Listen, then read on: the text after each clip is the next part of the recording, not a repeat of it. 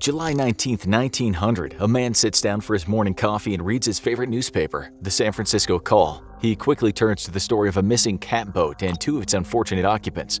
But there's one headline that day that really piques his curiosity. It reads, "Terrible tortures practiced by the Chinese."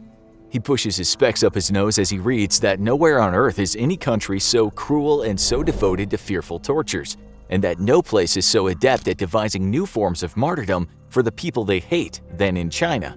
He reads on and discovers a slow kind of horror he's never heard about: the Kang. The newspaper article in the San Francisco Call was real, if not more than a little racially biased. Here's another line from that same article. "A Chinaman would take no artistic pleasure in anything that killed quickly, or that reached its culmination of pain quickly. His victim must suffer a little more each hour. In that way, he makes his delight last long and can keep a whole string of wretches to charm him by their slow dying for months." Yes, that part was unashamedly racist, and perhaps the writer was not too well read on the history of his own ancestors' cruelty.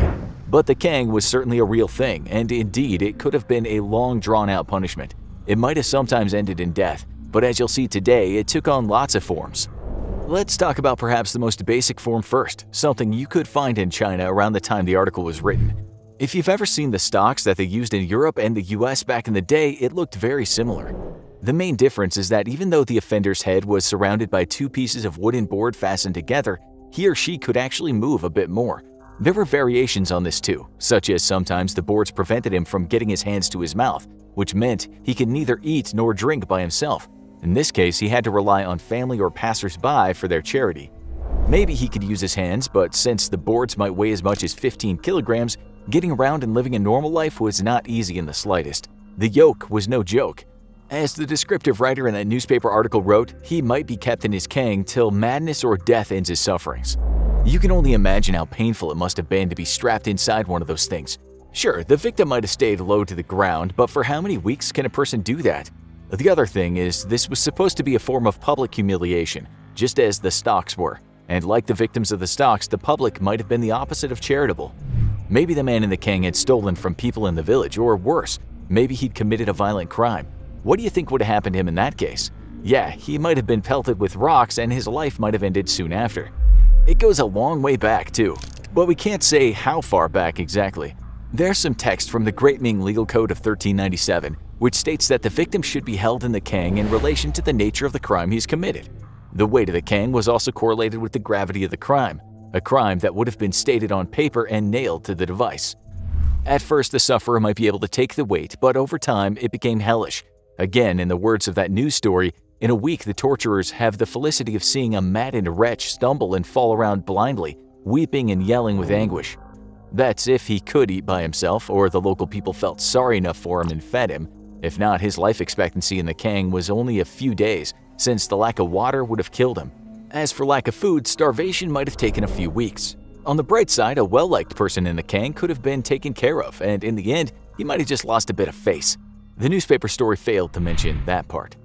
There was also beating by guards that might have happened in the Kang, which under the Yuan dynasty by law might have just been with a light stick 7 to 57 times, but it might have also been with a heavy stick 67 to 107 times, which could have resulted in death if a bribe hadn't been paid to lessen the force of the blows.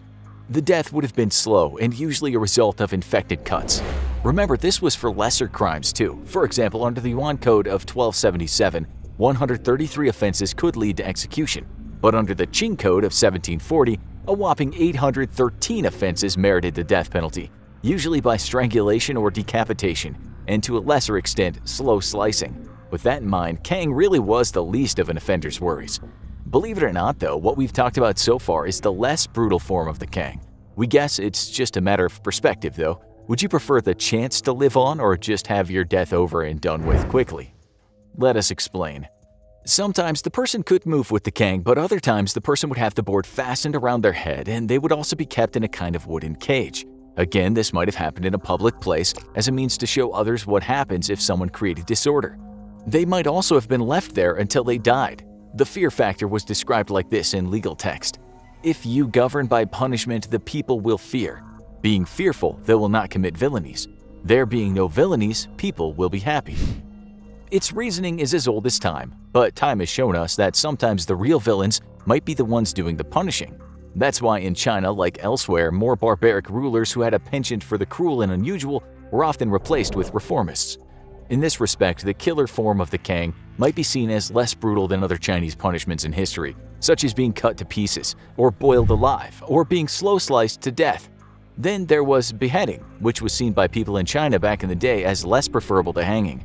The reason is, a person wanted to keep their head on for the afterlife. This is why the Kang in the cage as a slow form of hanging, never mind if it took a long time, might have been a better way to die than a quick chop with the sword. Kang hanging went like this. The offender was placed in the Kang, then placed inside the cage. The Kang was then attached to the top of the cage. His feet couldn't touch the ground, but he wasn't left just hanging there because supports were placed under his feet. This was supposed to be a slow death, so only little by little were the supports removed, and the pressure on his neck would be incremental until he died. This sounds like something that happened a very long time ago, but it was exactly how some rebels in the 1900 Boxer Rebellion were treated after they were arrested. There's a photo to prove it, with a note saying that it was done to appease foreign powers. The Boxers were not keen on foreigners and certainly Christian missionaries, but it's a complex story we won't get into today. We'll just say that when it came to the Kang, this form meant certain death, and it wasn't an express kind of execution.